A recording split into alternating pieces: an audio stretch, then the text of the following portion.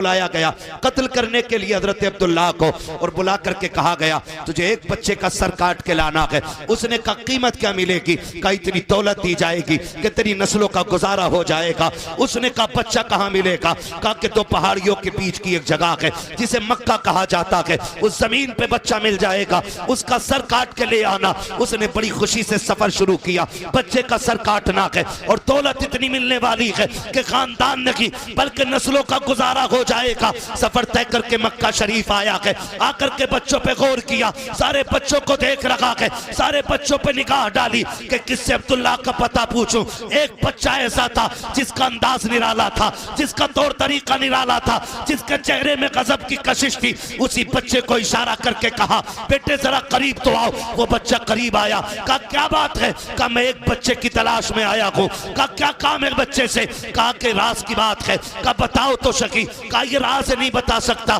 बच्चे ने कहा राज है तो वादा करता हूँ किसी से नहीं बताऊंगा। बताओ राज क्या है? कहा मुझे उस बच्चे का सर लेना है। कहा नाम क्या है बच्चे का? कहा अब्दुल्लाह नाम है। जैसे इतना हजरत अब्दुल्लाह ने सुना है तो मारे गुस्से के गिरबान नहीं पकड़ा था। आपने शोर मचा करके अपने कातिल के खिलाफ आवाज नहीं उठाई थी, बल्कि खुदा की कसम ये नस्ल करीमों की लजपाल घराना है। कहा कि परदेसी लगते हो, भूखे भी हो। कहा जी 6 साल उम्र शरीफ हजरत अब्दुल्लाह की है। कहा बैठ जाइए। कहा किधर जा रहे हो? कहा मैं वादा करता हूँ राज किसी से नहीं खोलूंगा, मैं अपने घर जा रहा हूँ, कुछ खाने पीने का सामान लाता हूँ। हजरत अब्दुल्लाह घर तशरीफ लाते हैं, एक हाथ में खजूर का प्याला, दूसरे हाथ में पानी का बर्तन लेकर के पेश किया है, खजूरें खिलाई है, पानी पिलाया है, सैराब करके कहा था अब बता काम क्या है बच्चे से? कहा उसका सर लेके जाना है। हजरत अब्दुल्लाह कहते हैं क्या करोगे सर लेकर के? तुम्हें नहीं लगता है अगर बच्चे का सर काटोगे खानदान वाले रोएंगे,